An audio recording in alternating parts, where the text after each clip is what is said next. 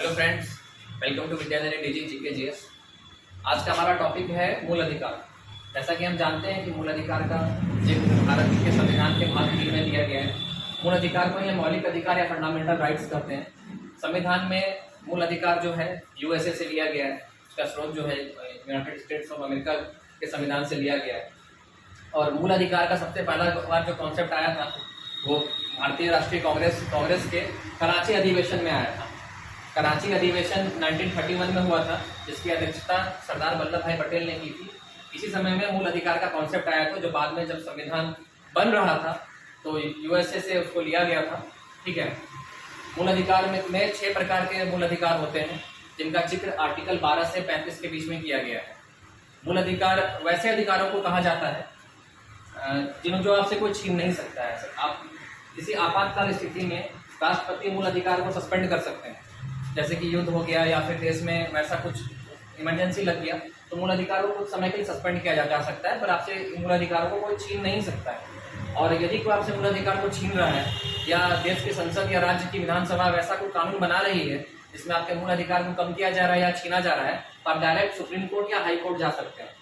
ठीक है, ये बेसिक स्ट्रक्चर समझना मूल अधिकार के पहले इसलिए इम्पोर्टेंट है ताकि आप जान सकें कि मूल अधिकार का क्या क्या फंक्शन है।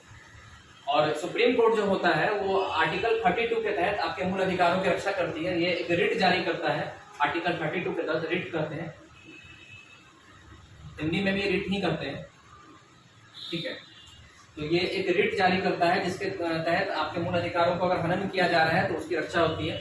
और अगर आप हाई कोर्ट जाते हैं तो आर्टिकल 226 के तहत आपके मूल अधिकारों की रक्षा की जाती है। मूल अधिकार में आपके आर्टिकल 12 से 35 में एक एक करके आपके 6 प्रकार के मूल अधिकारों का वर्णन है। तो आइए हम देखते हैं वन बाय वन। सबसे पहले आर्टिकल 12। आर्टिकल 12 क्या है? आर्टिकल 12 में स्टेट की परिभाषा दी गई है।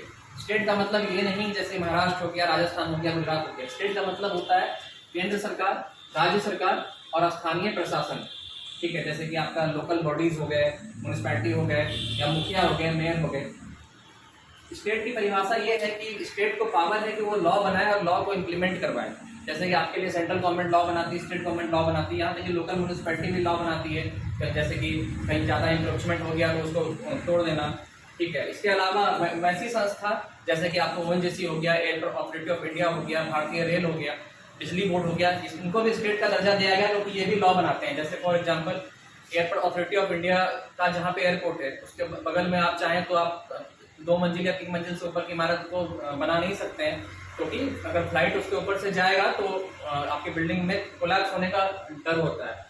तो वैसी संस्था जो लॉ बनाए और लॉ को इम्प्लीमेंट करवाए, जैसे कि बिजली बोर्ड है, आप कहीं भी बिजली चोरी नहीं कर सकते हैं, या फिर वैसा बिजली बोर्ड के मर्जी के बगैर बिना अपना रजिस्ट्रेशन कराए आप बिजली को यूज नहीं कर सकते हैं।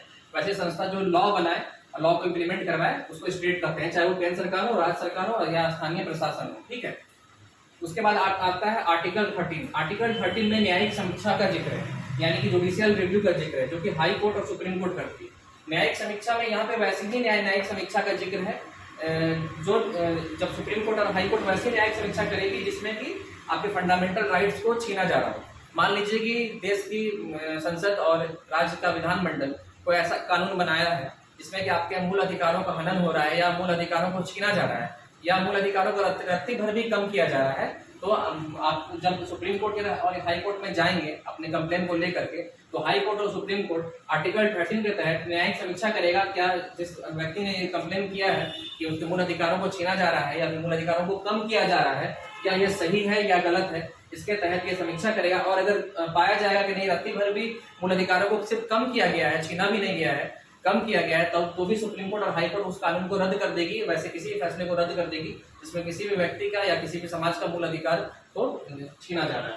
ठीक है, तो ये था हमारा मूल अधिकार का बेसिक। आर्टिकल 14 से लेकर आर्टिकल 30 तक नेक्स्ट क्लास में होगा। तब तक थैंक यू।